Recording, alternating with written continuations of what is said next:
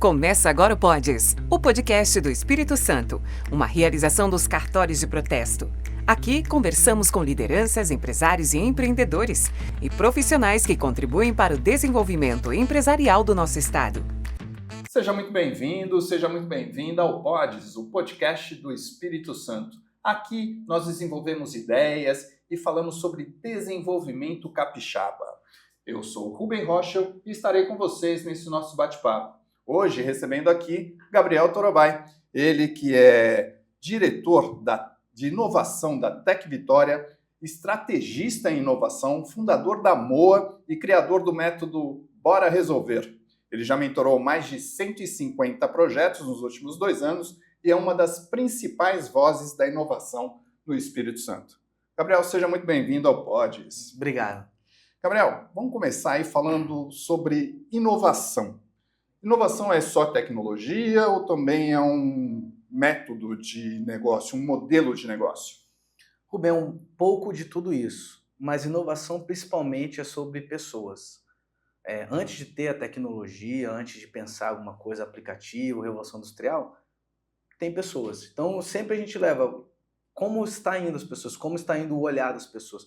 Então tem uma frase que eu acho muito interessante que é: inovar é ter uma visão periférica. O que isso quer dizer? Quando todo mundo está olhando para um caminho, eu tenho que abrir um pouco mais meu olhar para entender para onde estão indo outras pessoas, outros negócios. Começa por aí. Então, inovar é ter um olhar diferente. A partir disso, começa a plugar tecnologia. A partir disso, começa a plugar outras soluções. Mas, necessariamente, inovar é sobre pessoas. Pensando nisso, Gabriel, como é que as empresas tradicionais elas podem inovar sem perder a sua essência? Tá. Tem uma questão da cultura, que, de novo, falar sobre pessoas, então não adianta colocar uma pessoa de inovação lá e vai resolver tudo, então é uma questão de vai cultura. Mudar toda a situação. Não, é um investimento de médio e longo prazo. Mas o mais importante, Rubem, é, de novo, ter o olhar periférico. Vou dar um exemplo. Existe uma empresa de prestador de serviço, ela faz a prestação de serviço na limpeza urbana, então atende diversos clientes, tem milhares de funcionários. E ela tem um detalhe, ela faz uma compra de 300 a 400 mil reais de sacola plástica. Dá um exemplo. Então ela vai como fornecedor. Qual o olhar inovador? Poxa, peraí, como é que eu posso fazer um outro negócio, que aí eu vou usar em inglês, spin-off, como é que eu vou pensar numa outra empresa para eu produzir a minha sacola? Então, ou seja, eu estou criando ali uma indústria para produzir minha sacola plástica, vender para mim mesmo e vender para os concorrentes ou para outros clientes. O que eu estou trazendo aí? Não falei de tecnologia, mas empresas tradicionais, todas elas podem inovar. E outra coisa, eu tenho que criar meu próprio concorrente. Eu tenho que pensar qual vai ser a próxima onda, qual é o meu outro concorrente. E é justamente porque empresas maiores, como Magazine Luiza, iFood, Mercado Livre, incorporam as famosas startups, porque as startups estão pensando em projetos de tecnologias que não necessariamente eu tenho no meu modus operandi da empresa tradicional. Então, essa conexão é muito importante. Então, ter esse campo, essa zona mista ali é importante. Por isso que não é uma coisa de uma hora para outra, é uma coisa estratégica. Inovação é estratégico. No seu trabalho você fala em modelos de inovação. Como seria isso? Que tipo de modelos existem? Legal. Esse é um livro muito interessante que fala 10 tipos de inovação. Porque, quando você perguntou o que é inovação, é muito abstrato, né? A inovação, empreendedorismo é uma coisa que não pode pegar no ar. Mas o que é interessante? Quando eu trago para exemplos práticos e começo a encaixar no meu segmento, começa a ficar mais claro.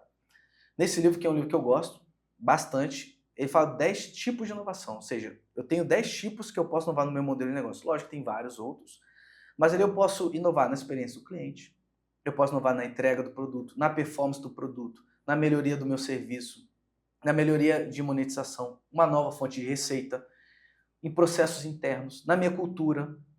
Nenhum desses eu falei de tecnologia, aplicativo e startup.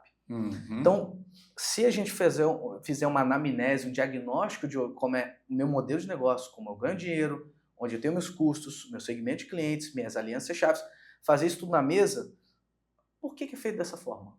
Esse é o olhar periférico. Por que é feito dessa forma? Por que a gente pode fazer de outra forma? Existem outras formas de fazer, por isso que é uma decisão muito mais estratégica do que apenas colocar uma pessoa lá. E é preciso ter uma pessoa de fora para enxergar esse tipo de problema? Ou você acredita que a própria empresa ou alguém dentro da empresa tem essa capacidade de vislumbrar aonde está esse pequeno detalhe aí para fazer essa mudança, essa virada de chave? Sim, é uma mistura dos dois. Porque eu tenho que ter alguém que entenda da porta para dentro e veja um pouco da porta para fora, e quem tá da porta para fora, traga coisa da porta para dentro. Por isso que existem alguns modelos, né, de atuação. Ah, esse é uma consultoria de inovação. Legal, vamos atuar nisso, porque é a consultoria da inovação. Só que fazer projeto de inovação, ela demanda pegar na mão de quem está lá dentro, porque, de novo, mudar a cultura. Esse outro modelo também, que é o modelo que a gente trabalha, que é de conselho, né? As empresas que têm uma governança, um compliance mais estruturado, ou se interessam nisso, tem conselheiros. Não necessariamente o conselheiro vai ser o consultor, ele vai ser mais um conselheiro e mentor, mas ele vai entender aquela capacidade da empresa, o que ela está vivenciando ali, e vai ter que ele olhar para fora para trabalhar na estratégia. Existe também, vou montar a minha equipe de inovação. Mas montar a equipe, colocar um gerente, um diretor de inovação ali, sem um propósito ou sem um planejamento, também fica meio bambo, né? E aí por isso que a gente fala, o MOA, inclusive, quer dizer caminho em Tupi-Guarani. Porque a gente entende muito que são os caminhos com a facilitação e cocriação que levam para isso. Então, por isso que a gente fala das estratégias. E uma outra coisa muito importante também, não adianta copiar e colar. Meu concorrente está fazendo, lá nos Estados Unidos, na China, na Bélgica, deu certo, vai dar certo aqui. Eu vi aqui meu vizinho fazendo, eu vou fazer igual. É isso aí. Porque, de novo, são pessoas. Então, nós temos pessoas diferentes em contextos diferentes. Como fazer, então, essa avaliação? Eu acho que a primeira coisa é fazer um diagnóstico, é chamar alguém que tenha provocação propositiva para dar uma olhada, fazer perguntas, porque nessas perguntas os dois lados vão se questionar e começar ali a apontar algumas ações. Não vai ser um cavalo de pau, né? Porque é muita gente, às vezes, mas são 10 pessoas na empresa, são 10 cabeças pensantes. Mas entender ali quais perfis também, porque tem pessoas que são mais analíticas, tem pessoas que gostam de desafios. Então, entender também como é que se configura, para aí começar um planejamento. Por isso que não é de uma hora para outra. E também começar a ter esse olhar para fora. Como é que eu me conecto com o ambiente de inovação, com setor acadêmico, com pesquisas, com outras empresas para pensar juntos, com fornecedores, com concorrentes. Então, é uma gama enorme de possibilidades. Mas a primeira coisa peraí, vou aqui sentar no meu divã e dar uma olhada como é que está hoje. Eu acho que esse é o melhor dos mundos. E chamar alguém para pensar junto. Alguém para perguntar. Nessa de perguntar vai fazer outra pessoa refletir. Uma coisa que sempre ocorre, pelo menos com alguns empresários que a gente entrevista aqui, qual é o momento? Quando eu devo pensar em inovação? Quando eu devo implementar novos modelos? Como é que se chega a isso? A partir de um problema? A partir do meu concorrente ter galgado um degrau a mais? Em que momento eu devo pensar em implementar inovação no meu negócio? Ontem. Porque, vou esperar acontecer, né? E tem aquela frase, né? E time que tá ganhando se mexe. E time que tá ganhando se mexe. Porque aí eu consigo testar outras possibilidades, né? Então, pensar em inovação não é uma coisa nova, né? Então, pensar em novos modelos de negócio, né? Sempre quando fala de propriedade intelectual, de inventor, fala Thomas Edison. Só que ele não só foi o inventor, ele pensou em modelos de negócio de um conglomerado de empresas que ele criou. Então, ele era uma das exceções, né? Ele era, além de criador, inventor, ele era um grande empresário. Então, ele entendia. Então, ele não esperou acontecer, vai ter a lâmpada, vai ter isso, vai ter... Ele não esperou, mas fez aquele modelo ali. E tem muitas pessoas que estão, vou esperar para investir nisso. Aí tem outro detalhe, que lógico todo empresário tem que pensar. Quanto eu vou investir nisso? Depende. E qual o retorno que eu vou ter nisso? É isso aí. Depende também, porque é proporcional. Como é que você mensura isso? Começar com pequenos passos. Eu acho que tem que entender até onde vai para ver a mudança e voltar. Vai ter mudança e voltar. Porque como envolve pessoas, não é uma linearidade. Hoje não é uma linearidade. Se eu lançar um produto, um serviço, daqui a 6 meses eu posso mudá-lo. Que a gente chama comumente de pivotar. Então eu tenho que botar o filho na rua para ver como é que interage. Agora, como fazer isso com segurança, né? Como eu medir o famoso Uhum. retorno do investimento da inovação, né? O ROI da inovação é fazer pequenos passos. Só que isso tem que estar de acordo com uma estratégia. Se eu não tiver horizonte, eu quero ir até esse ponto, eu vou fazer alguma coisa, vou contratar, o que é muito comum, contratar uma palestra, alguém falar de inovação, botou todos os colaboradores para ver e não mudou nada. Exatamente. Né? E eu gosto do contrário. Uhum. Peraí, vamos chamar eles para co-criarem, fazer coisas juntos. Por isso do Bora Resolver, por exemplo, que é, galera, esse Bora Resolver, eu não falo conceito, é andragógico. Vamos fazer. Depois a gente discute, depois a gente debate. Senão vai ficar alguém lá na frente, aí volta para a sala de aula, volta para a universidade, alguém lá na frente, iluminado pela sabedoria, passando coisas, e ao contrário, quem sabe o dia a dia são eles. Quem sabe os principais problemas são eles. Mas eu voltaria aí, Claro. Gabriel, mas existem métricas aí específicas de impacto financeiro, de mudança na cultura da empresa? Como é que você mensura isso? Isso é possível de se mensurar? Porque me parece que esse é um dos principais fatores aí. A gente já viveu isso no passado, onde a gente não sabia onde a gente estava chegando e qual é o nosso teto, né? Se é que existe um teto. Então, como medir isso? Como mensurar isso? Vou trazer um exemplo, né, que a gente vivenciou muito na nossa área, comunicação. Como é que eu vou mensurar o resultado de uma campanha publicitária? Exatamente. Entendeu? Eu tenho um funil, eu tenho as etapas ali.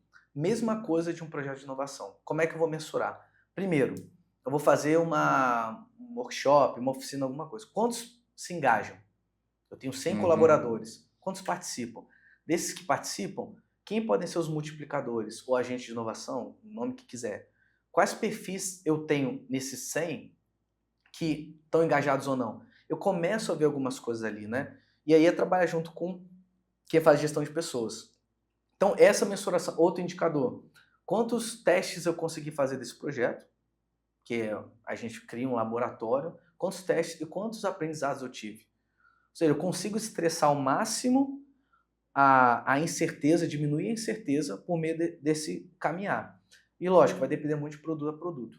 Como é uma cultura que eu tenho que trabalhar e implementar, é mais rápido. Por isso que, quando fala de startup, a cultura da startup é pensar em estratégia, é pensar em indicador e resultado. Exatamente. E não necessariamente o resultado que ela procura inicialmente é faturamento. Eu preciso o quê? De usuário. Eu preciso de gente utilizando aquilo para o quê? Para aprender mais rápido, para melhorar meu produto e serviço, para conseguir entregar. Pequenas empresas podem pensar em competir com grandes empresas a partir da inovação? Sim. De que forma? Inclusive, as pequenas empresas, elas podem pensar no produto e serviço dela para as grandes empresas incorporarem ou comprarem. Fazer um caminho direto. Fazer um caminho direto. Eu vou vender para B2C, né, para pessoa física. Peraí, se você tem essa dor aqui mapeado, às vezes outras empresas também têm essa dor. É um caminho mais longo para vender para a empresa, porém o ticket médio de rentabilidade é maior. E as empresas pequenas têm que entender como é que o movimento e qual a facilidade delas? Movimentação. Né? Estou comparando uma lancha com um transatlântico. A pequena empresa tem essa mobilidade. Ela pode formar parceria mais rápido. Ela pode se conectar com outros projetos mais rápidos. Agilidade. Agilidade. Então, como é que eu faço isso? Eu posso ter outros sócios mais rápido do que a empresa grande, que às vezes tem um compliance, uma governança que demora mais tempo para a decisão. Então, essas empresas, elas não necessariamente precisam só colocar tecnologia, mas, de novo, a cultura da agilidade. A gente pode pensar em fazer uma relação entre inovação e sustentabilidade, que me parece que é uma das metas hoje em dia, o que as empresas têm que perseguir diuturnamente? Principalmente com a palavrinha mágica, ter mais dinheiro. Sim, isso faz parte do negócio. Isso é importante não só pelo futuro do planeta e também para entregar o melhor para os clientes, né, e para fornecedores parceiros, mas também porque os governos eles investem nisso. Então, existem editais de subvenção econômica, recursos para eu desenvolver projetos de inovação, onde eu tenho as ODS, onde eu tenho ali os indicativos de ESG, ODS, para justamente eu ter uma sustentabilidade econômica, financeira, socioambiental, de acessibilidade e inclusão, e eu conseguir dinheiro para isso. Né? De novo, é o olhar da porta para fora. Como é que eu me torno mais sustentável? Como é que eu me torno mais focado em entregar melhor? E aí é olhar para fora, trazer gente para discutir isso, para compor conselho, para mentorar, e aí depois fala, legal, agora eu vou contratar uma consultoria que eu sei o que pedir, que eu sei o que escopar, né? Uhum. Gabriel, vamos falar um pouquinho aqui do Espírito Santo, né? Qual é o potencial, o grande potencial aqui do Estado e por que a gente só tem Vitória como o foco da inovação? Bom, primeiro porque é capital, e é interessante isso, que eu participei de um mapeamento, né? Quando eu liderei esse mapeamento para mapear o ecossistema local de inovação da Vitória, se confunde com o ecossistema de inovação do Espírito Santo. Pois é. Porque as sedes das empresas estão aqui, a maioria das empresas estão aqui, as cabeças que acabam interagindo com o Estado, que é pequeno, estão aqui, né? Eu consigo cortar o Estado todo. Então, tem esse recorte. Porém, eles têm bolsões de ecossistemas de inovação pelo Estado. Né? Existem, Colatina é um, Cachoeira é outro, Alegre é outro, São Mateus está começando, então Linhares também. Então tem esses bolsões aí, porque tem empresa lá, Aracruz, né? Está começando. Então tem empresas ali que puxam também. E então é um ecossistema local de inovação que precisa de um nível de maturidade, porque tem que interagir, né? Com isso é mais forte. Sobre o Espírito Santo, nós somos a próxima fronteira de inovação do Brasil. Mas como assim, Gabriel? Pois já somos referência? A gente é muito tímido ainda. Né? A gente tem um fundo soberano que investe em ciência, tecnologia e inovação, que quer atrair empresas e que investe em inovação. A gente tem acelerador, tem ambiente de inovação, melhores IDHs do país, capital intelectual, um dos maiores PIBs, tem toda essa questão de estabilidade político, financeiro. Tem mais o que fazer, né? Na verdade tem, né? É o vender mais. E a gente tem que fazer uma coisa que outros estados fazem, importar mentes. Acho que importar mentes e melhorar o ambiente de negócio para isso é o encaixe, né? E entre outros detalhes, né, o que o Estado está fazendo também é interiorizar a inovação. Então, é um diamante bruto, sabe? Que não foi descoberto. Inclusive, trabalhar com internacionalização. A gente já importa bastante coisa, exporta bastante coisa, né? Ou seja, tem todo o terroir, né? Tem todo o clima, a temperatura, o terreno para isso. Eu acho que esse movimento está acelerando cada vez mais. E qual é a previsão aí? Eu acho que também, de novo, é um caminhar. Eu acho que ele tem que se olhar para falar, olha, essas são nossas potencialidades e somos muito bons nisso. E isso começar a se conectar, inclusive para fora do país. Eu acho que essa é uma das maiores vantagens, atrair grandes investimentos, projetos, em desenvolver projetos aqui dentro também. Tem muita gente boa aqui, só que chega num patamar que vai embora. Porque as empresas também têm que entender, eu tenho que absorver esse mestre, esse doutor, esse especialista, porque eu tenho um projeto de inovação que precisa dessa pessoa. Então, a gente tem vários editados da Fundação de Amparo, do Governo do Estado, de algumas prefeituras que caminham para isso. E a prefeitura também tem que entender que, quando eu melhoro a ambiência de negócio no meu município, eu ganho mais. Então, consegue atrair mais investimentos. Consegue atrair mais investimento. Eu não posso só viver de, né, nada contra, exportar minério de ferro, café, pimenta vermelha. Pimenta, sabe? Como é que a gente pode dar o próximo passo? Então, os municípios eles têm que olhar para internamente e falar, poxa, espera aí, o que eu tenho aqui de potencial de ambientes, não de inovação, mas produtos aqui ou espaços para poder potencializar. E se vender mesmo, se vender para fora. Se o melhor município, só aquele ou outro. Você falou das incubadoras e as aceleradoras, né? Qual a importância delas e qual a importância da atuação local delas? Legal. É importante falar, o que é uma incubadora, né? A incubadora é como se fosse uma incubadora de neném ou de ovos. É um espaço protegido para eu desenvolver minha ideia. A gente está tomando banho, lavando louça, todo mundo tem uma ideia. Só que entre ideia que dá resultado e ideia que fica na cabeça é execução. Então a incubadora ela ajuda a fomentar essa ideia.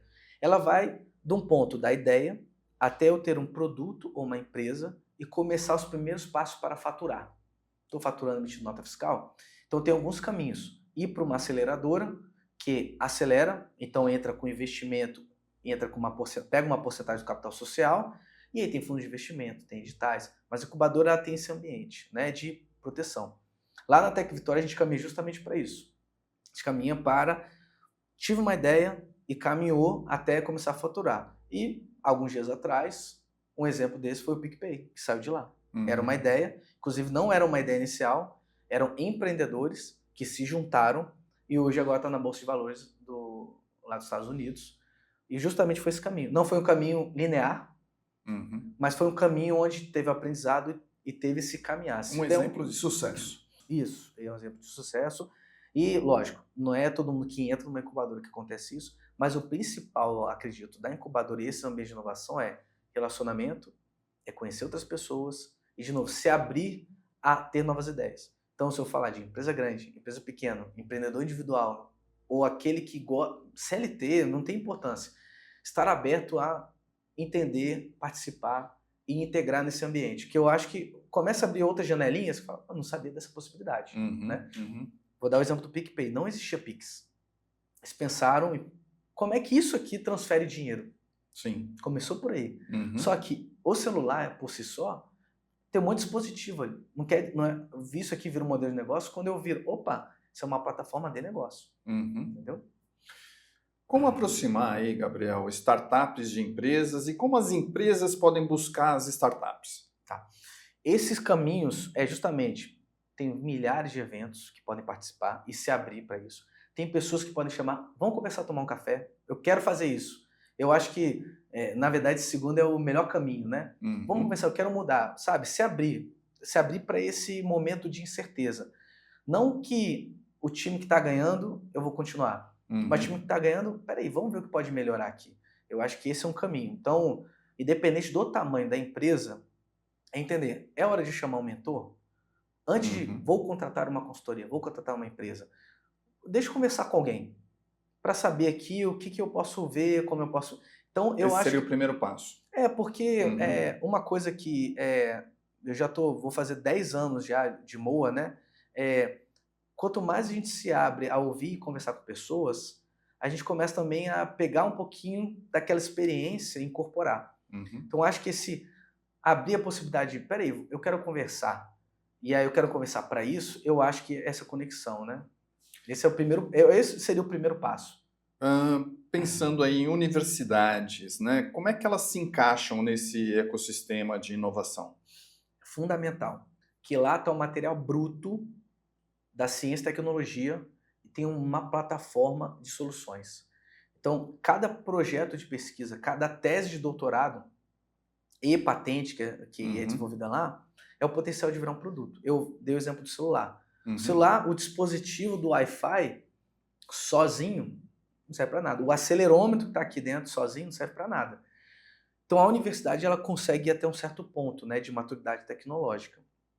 Eu plugar com ela e ver o que está acontecendo em congresso, em evento acadêmico, isso ajuda a fazer junção. Falar, poxa, isso aqui é interessante. Não para agora, mas para trabalhar junto. Mas para isso, é interessante entender que eu vou para lá, mas vou com objetivo. E aí, de novo, conversar com alguém para não ficar a esmo. Vou em evento, vou... Pois é. Sabe, ficar perdido. A gente tem muito disso, né? Ainda mais com a coisa da internet, você tem curso disso, curso daquilo, mentoria disso, mentoria daquilo. Onde se encaixar aí? Como é que se acha nesse universo? Eu não aprendo a nadar lendo o livro sobre nadar. Pois é. Então, molhar o pezinho, ver ali, vou nadar na piscina, vou nadar no mar? Beleza, conversa com alguém. Acho mais importante isso. Ter as possibilidades de conexões nesses eventos, nesses ambientes, nesses cursos, é fundamental.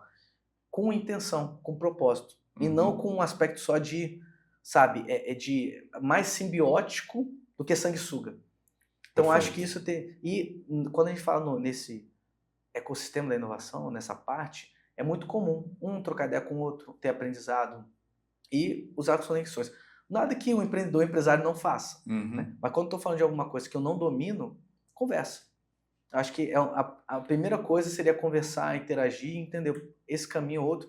E aí o modelo de negócio, de contratação, prestação de serviço, aí já é um outro passo. Eu acho que primeiro esse alinhamento é importante para saber, poxa, como é que eu estou? Vou contratar um diagnóstico, maturidade e inovação. Calma. Será que isso é necessário agora? Vou contratar uma série de palestras aqui porque eu tenho que fazer inovação aberta. Calma. Será que esse é o momento agora? Então é muito mais esse olhar de mentor, de trocar experiências, do que justamente fazer uma contratação. Eu vou nesse evento aqui e porque eu vou nesse evento, eu vou me tornar inovador assim. Tá? Não adianta mergulhar sem saber nadar. Não, e aí e mergulhar onde não sabe. Uhum. Né? Mergulhar, vou mergulhar, não sei a profundidade, não sei o quanto de energia eu tenho que gastar lá nadando. Uhum. E a gente viu um momento, Rubem, que é muito interessante. Nós vemos no momento onde tem 5 a 6 gerações vivendo ao mesmo tempo. Pois é. Né? Uhum. E talvez sejam mais, porque né, às vezes vive até 120 anos, né? Não sei se eu vivo até 120 anos. Esperamos. E aí, sabe, é uma possibilidade imensa também de ter essa construção conjunta, porque eu tenho diferentes pontos de vista, tenho desde nativos digitais, imigrantes digitais, gente que não tinha nem internet, gente que nasceu com internet. Ah, meu filho sabe mexer nisso. Claro, é feito para ele. Então, esse que é o interessante. Ou seja, como é que trabalhar com isso? Por isso que abrir e conversar com outras pessoas é interessante. Um empresário eu tenho 70 anos, tenho uma empresa há 30 anos, é muito interessante conversar com alguém mais jovem para, opa, o que está acontecendo aí? E ter essa simbiose. E quebrar essas barreiras, né, que foram colocadas aí por conta do etarismo, né? Boa. Porque é muito comum, etarismo, geração mimimi. Geração mimimi. Hoje é diferente, é muito mais movido a propósito. Exato. Então, mas eu botei lá, não sei, ninguém foi. Mas por quê? Como você anunciou? Sabe? 0 e 1, está tendo um déficit de mão de obra para determinados segmentos. Mas é binário. A pessoa está ali e vendo que ela vai ficar, ou ela está ali e vendo que ali é uma etapa. Então, é muito mais questionamento. Voltando um pouquinho aí para a questão do Espírito Santo, Gabriel, como é que o Estado pode atrair mais investimentos em inovação? Primeiro, se organizar minimamente internamente. Ter um portfólio. Olha, temos isso aqui, temos isso aqui, temos isso aqui. Eu acho que isso já está pronto já. A gente tem, o governo do estado aí tem uma agência para isso, né? Que é a Nova ES, que é justamente para ter esse olhar para fora. E também, de novo, tem essas pessoas que circulam da porta para dentro, da porta para fora, que elas têm que ser chamadas para compor essa parte estratégica. Não só a nível governo, mas a nível de empresas também. Então, peraí, vamos chamar... É como se eu tivesse um conselho e chamasse pessoas diferentes. Peraí, eu tenho que ter essa pessoa aqui, mas com outros pontos de vista. E outra coisa também, investir nessas pessoas. Porque eles são os caixeiros viajantes. E você falou também da questão da amplitude, né? Quer dizer, pensar também no mercado internacional. Sim. No ano passado, eu participei do Web Summit, né? Enfim, fui lá, venci. Eu vendi o Espírito Santo, entendeu? Eu não ganhei nem comissão para isso, mas eu vendi o Espírito Santo. Mas que eu vi a oportunidade, porque da mesma forma a gente tinha ecossistemas internacionais, o Web Summit do Rio de Janeiro, não foi nem de Portugal, internacionais, tem esse movimento. Vou trazer o recorte do Rio de Janeiro.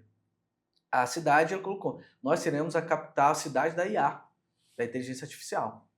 E ali o prefeito foi lá e está investindo nisso, fazendo o quê? Conexões. Tá fazendo... Só que não é o prefeito que vai lá fazer conexões. Ele identifica esses atores e fala, cara, o que tem aí? O que tem de interessante? O que a gente pode trazer? Então é muito mais do ouvir. Ouvindo, essas pessoas são proativas por natureza. Entendeu? Eu estava lá vendo o Espírito Santo, eu não estava lá com esse propósito, estava lá para ver o evento e tudo mais. Mas eu vi que tem um potencial e estava chamando gente. Sim. Lá conhece, eu acho interessante, tem isso, aquilo. Tanto que 2, né, provavelmente vão vir para o Espírito Santo por conta disso. Ótimo. Indústrias de biotecnologia por conta disso. Porque interessaram e falaram, nossa, eu não sabia. Mas não é porque a campanha não chegou até eles. Porque é diferente. Eu tenho que empoderar esses atores e falar, cara, eu gostaria que você fosse tal evento, vai lá, faz seu trabalho. É um trabalho muito mais de formiguinha, né, de caminhar, do que eu vou fazer uma campanha do turismo do Espírito Santo ou do ambiente de negócio do Espírito Santo. Então é empoderar esses atores. Gabriel, agora voltando um pouco aí para a questão interna aí, né? É possível criar uma cultura de inovação na empresa? Como é que seria isso? É uma mudança, na verdade, que você tem que propor internamente. Tem caminho? Tem. Primeiro é justamente qual seria o primeiro caminho? Fazer um diagnóstico. Como é que a gente está hoje? E para onde a gente quer ir? Aí toda empresa deveria ter um planejamento estratégico, ou pelo menos saber como é que é finalizar o ano. Tá. Como é que a gente separa um orçamento ou investimento de homem-hora, não sei, para a gente começar a pensar em fazer diferente? Então, seria a primeira coisa. Legal. Segundo passo, conversar. Eu acho que aí é importante chamar especialistas, pessoas para... Não é para fazer palestra nem consultoria inicialmente, de novo, para mentorar.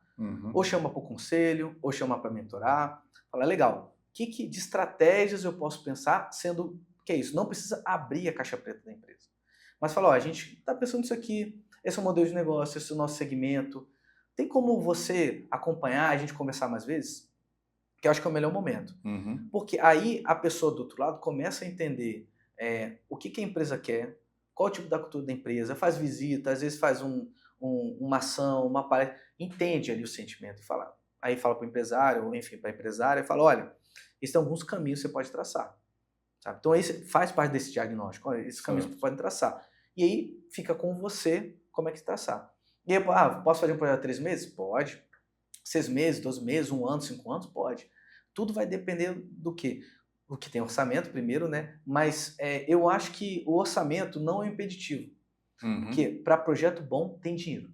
Sempre. Então, vou fazer parceria, vou conectar com a universidade. Ou seja, esse primeiro momento de diagnóstico e da conversa para fazer estratégia da inovação é importante. Por isso que eu brinco, né? É muito desafiador falar o que eu faço. Então, eu resumo, é dar resultado. Mas independente do local, é dar resultado. Só que esse resultado não passa pelo Gabriel Torobás sozinho. Né? Passa por chamar parceiros, entender o outro lado, ver o que tem de ativo lá, de colaborador, de funcionário, de fornecedor, de prestador de serviço lá. Na empresa, você tem que buscar lideranças? Sim, é importante. Eu acho que mais que liderança é perfis. Porque a gente sabe que tem perfis de pessoas que gostam do desafio e tem perfis de pessoas que vai dar 18 horas, 17 horas e vai fechar tudo, vai embora. E tá tudo bem, porque essas duas têm que coexistir. Isso é muito importante. Tem gente que vai falar, cara, tem esse problema. E agora a pessoa gosta de problema, gosta de resolver problema. Né? Eu entendo porque eu também sou um pouquinho disso. Então gosta dessa parte de execução e de problema. Tem gente que é mais analítico, tem gente que é engenheiro de obra pronta, que brinca, né? E todas essas pessoas são importantes. Identificar isso é importante. Porque quando eu começo a falar de cultura, eu não posso fazer cultura com todas as pessoas iguais. Então, identificar. Aí, da liderança, a liderança é o quê? Vai ser o técnico do time. Certo. Que vai dar uma olhada e falar, isso aqui é bom nisso, isso aqui é bom nisso. Não necessariamente precisa ser o expert em inovação. Mas como é que eu junto pessoas complementares, mentes complementares, busco outras mentes complementares para me ajudar? De novo, ter olhar para fora é importante. Né? Não vão ser pessoas que serão formadas 100% ali com o que já tem. Voltando nessa ideia do time aí que você falou, a gente pode ter o melhor atacante, o melhor meio-campista, o melhor zagueiro, mas como fazer com que eles joguem juntos? A gente tem exemplos claros aí de times que não deram certo, mesmo tendo os melhores jogadores. Como fazer esse engajamento? Criar uma visão em conjunto. Quando eu falo visão em conjunto, é criar junto mesmo. Então, a palavra muito forte é co-criar. Porque quando eu falo co-criar, eu vejo também que tem a palavra engajamento junto. Eu chamo todo mundo aqui, vamos todo mundo aqui, vamos co-criar uma nova, um cronograma de conteúdo, uma nova forma de fazer. Vai ter uma pessoa que vai ficar assim, vai ter uma pessoa que vai falar pra caramba. Então, aí como encaixar isso? Só que quando todo mundo bota um temperinho ali, bota a mão para construir junto, ela sente, tem um propósito ali, ela se sente mais engajada. E aí começa a avaliar. Então, ter a visão de, olha, pessoal, a gente quer fazer isso, quer chegar naquilo. Não é motivacional. É ver até porque cada um tem um propósito ali dentro também. Tem gente que só quer pagar a conta. E como vencer resistências? Trabalhar junto com elas. Porque o resistente, ele é ótimo para mapear risco. Porque vai ter aquela pessoa que só vai ver coisa negativa. Mas tem isso. Extremamente útil. Todo projeto que eu participo, tem um projeto agora que, enfim, estou fazendo, a conversa com as pessoas que, inclusive, já trabalharam com isso, ou vão ter o primeiro contato com isso, é o quê? Mata essa ideia. Vamos tomar um café. Não, eu não quero alisão, não. Mata essa ideia, eu quero que você mate essa ideia. Porque eu vejo se esse balde está furado ou não está. E nesses 6 meses, já foi tanta porrada para deixar o projeto mais casca-grossa, que está muito mais redondinho para ir para o mercado do que se eu tivesse feito da minha cabeça, para o meu ego. Não, agora vai para o mercado. Mas peraí, aí veio um monte de falha gastando dinheiro. Né? Pelo contrário, estou tendo o quê? Mentores, estou conversando, para justamente conectar com isso. E tem algumas pessoas, cara, isso é interessante, eu quero me tornar sócio disso. Então, sabe, existem outras possibilidades que eu não tinha lá no dia 1. Né? Agora, depois de uns 6 meses, se torna mais maduro. Eu acho que é isso também. E também deixar na mesa, Rubem, que é, galera, isso é negócio. Eu não vou ficar floreando aqui, é negócio. É o quê? É o futuro da sua família. Porque às vezes fica, não, vamos lá, motivacional, é pro seu futuro. Mas espera aí, é negócio, se fizer isso, tu não vai ganhar uma comissão, uma porcentagem, porque senão, sabe, desengaja. E aí eu consigo também eliminar essa coisa do quem está ali muito reticente, fala, poxa, eu posso contribuir. Dando um monte de aspecto negativo e risco, beleza, vai conseguir contribuir. Gabriel, você tem a formação em comunicação. Comunicação interna ajuda na inovação?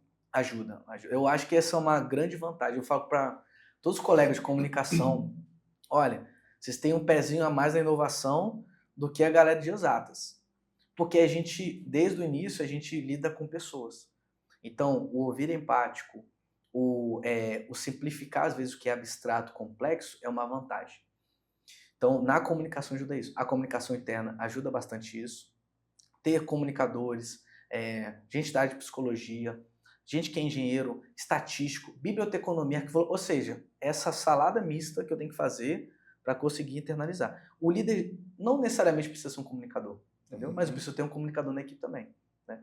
Então, de novo, é montar essa equipe em conjunto, diversa.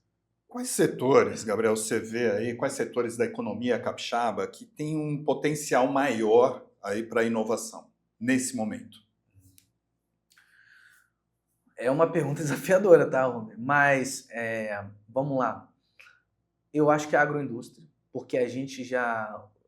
O Brasil como um todo, mas eu acho que a agroindústria pode trabalhar com isso.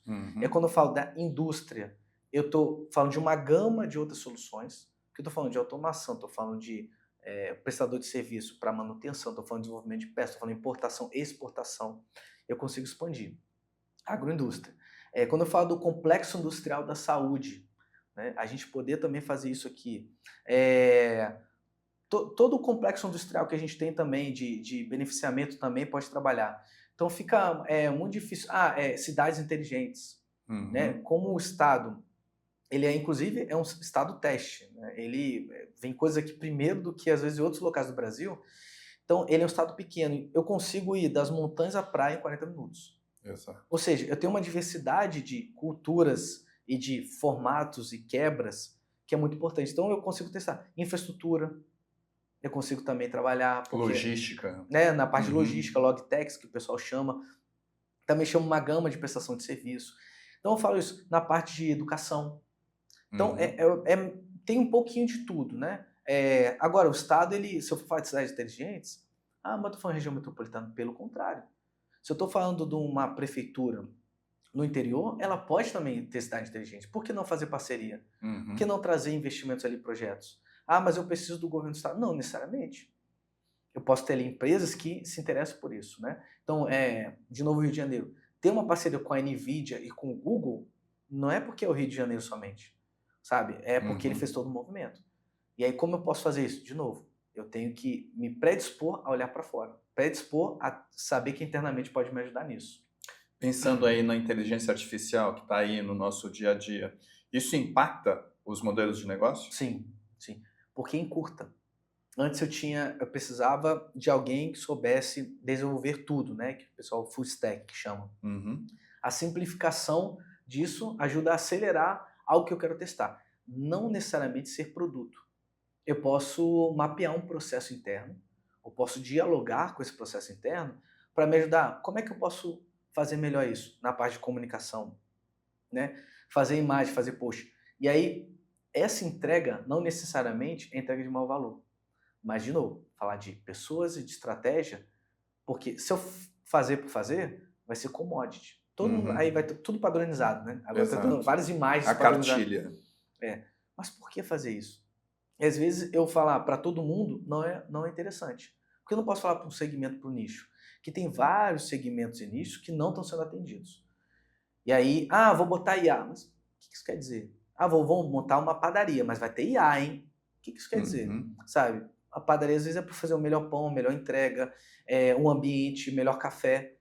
Mas botar IA, mas o que isso quer dizer? Sabe? E tem outras questões para serem resolvidas. Uhum. Então não é, botar IA, botar Big Data, né? De novo, a tecnologia é importante, só que o pilar é meu negócio, como é que ele opera, como é que ele funciona, o que eu posso melhorar, o que tem de cardápio que eu posso plugar. Senão eu fico muito esse olhar, faço um monte de curso, vou um monte de evento e fico frustrado. Poxa, não consigo fazer aqui, né? Por falar em curso, você está aí trabalhando com propriedade intelectual agora, não é isso? Como é que isso pode impactar o futuro dos negócios? Legal. Essa parte de propriedade intelectual, por conta do Techniquez... Primeiro, por que você foi buscar isso? Porque eu já trabalhava com inovação e eu tive contato com esse mundo de projetos acadêmicos contados na Universidade Federal. Só que eu não entendia porque ficava na Universidade Federal e não saía. E eu também não sabia o que era propriedade intelectual, patente, enfim, nada disso, né? E aí foi o caminhar disso. E aí depois, interagindo mais com os núcleos de inovação tecnológica das universidades, entendendo o mapeamento Brasil-Mundo, como isso é importante, como isso é um ativo estratégico, que isso pode virar negócio, é importante. E aí eu comecei a beber na fonte. Aí eu me conectei com o INPI, comecei a fazer mestrado lá, comecei a entender também o techniquez, né, os meandros ali, mas sempre com olhar, ok, e na praxis, na prática, como é que isso se aplica, né? Uhum. E essa distância realmente é uma distância que existe, porque a academia produz muita tecnologia, muitas coisas, e o setor privado tem outra dinâmica. Uhum. A aplicação disso não se dá na mesma velocidade. Não. Tem uma linha que chama TRL, que é o nível de maturidade tecnológica, que está ali pesquisando na bancada e tal. Quando eu vou chegando, vai até o 9. Uhum. Quando chego ali no 9, 10, é para ele ir para o mercado. Só que não necessariamente a gente tem o artista sendo empresário. Uhum. De novo, são perfis que têm que se complementar. Então tem pessoas muito boas tecnicamente que não necessariamente fazem negócio. E tá tudo bem. Uhum. O caminho é como juntar esses dois mundos. Então por isso que eu meio que caí nisso e eu caminho nos dois mundos, né? Então a propriedade intelectual, ela pode ser absorvida pelas empresas, as patentes, as teses de doutorado que tem que ser novas, as teses de mestrado, os projetos de extensão, tem uns montes aí. É encontrar o time com o outro. De novo, para eu conhecer um lado, tem que conhecer o outro. Uhum. E aí caminhar entre esses dois mundos, né, é uma vantagem, porque fica com um ouvido aqui, outro ouvido aqui. Opa, peraí, para esse cliente, isso aqui é interessante, isso conecta, né? Perfeito. E de novo, tem projetos muito bons, só que eles têm que fazer uma roupagem melhor para ter dinheiro. E tem dinheiro disposto a investir em projetos bons. Gabriel, pensando nisso, que mensagem que você deixaria aí para os empresários capixabas, os formadores de opinião aqui do Espírito Santo, sobre esse futuro? Tá. Eu acho que principalmente essa coisa de fortalecer o ecossistema passa por conversar mais, passa por pensar em projetos juntos. Tem uma questão muito de achar que um é concorrente do outro, isso é importante, faz total sentido. Mas vamos lá, se você é meu concorrente, tem outra expertise, vamos juntar forças e pensar num terceiro projeto? Não precisa ser amigo. Eu acho que o importante isso aqui dá negócio, vamos conversar juntos? Isso é um primeiro ponto. E o segundo ponto, para as empresas que ainda não sabem como começar, é conversar. Eu acho que é chamar, né? Vai lá no Instagram, no LinkedIn da pessoa, sabe, manda uma mensagem, pega o número, fala, cara, eu queria marcar um café com você para conversar sobre isso, minha empresa está desse jeito, tudo mais. Com certeza, se não for a pessoa, se chegar para mim, eu falar, cara, eu acho que é bom conversar com essa pessoa. Eu vou passar o número e o contato e vou mandar mensagem para a pessoa que eu passei o contato, falar, olha, essa pessoa vai entrar em contato com você. Porque não é, não, vou guardar essa mensagem aqui e vou deixar a outra pessoa desassistida. Porque quando a maré sobe, os barcos também vão. Então, isso é importante, sabe? Essa conexão, esse relacionamento. Existe isso entre as empresas inovadoras? A grande maioria. Botar 99%. As empresas de inovação também? Sim, porque esse fato de cultura de matar a ideia passa por ponto de apresentar a ideia para você que não tem a mínima ideia do que é a solução e você fazer um monte de perguntas e falar, olha só, eu aprendi com o Rubem. E justamente abrir essa cultura de testar rápido, errar rápido, aprender rápido, ajuda nisso.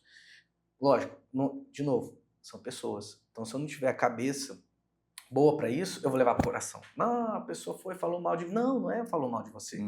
Mas tem isso. Porque lá fora é muito mais comum.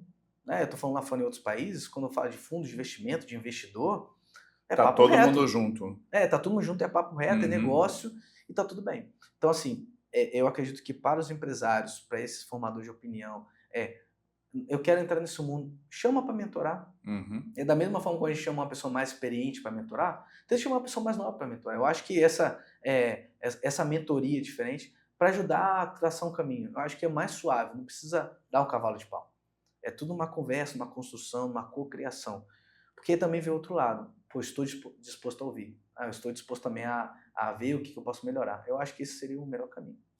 Gabriel, muitíssimo obrigado por ter aceito aqui o nosso convite, né, por trazer tanto conhecimento, né, dicas tão importantes aí para o nosso público. Eu tenho certeza de que muita gente vai beber dessa fonte. Muito bom. Obrigado pelo convite, Rubem. E ficamos por aqui com mais esse episódio do Pods, o podcast do Espírito Santo. Lembrando que o Pods é uma iniciativa e realização dos cartórios de protesto. Até o próximo episódio. Esse foi mais um episódio do Pods, o podcast do Espírito Santo, um projeto dos cartórios de protesto. Até o próximo episódio.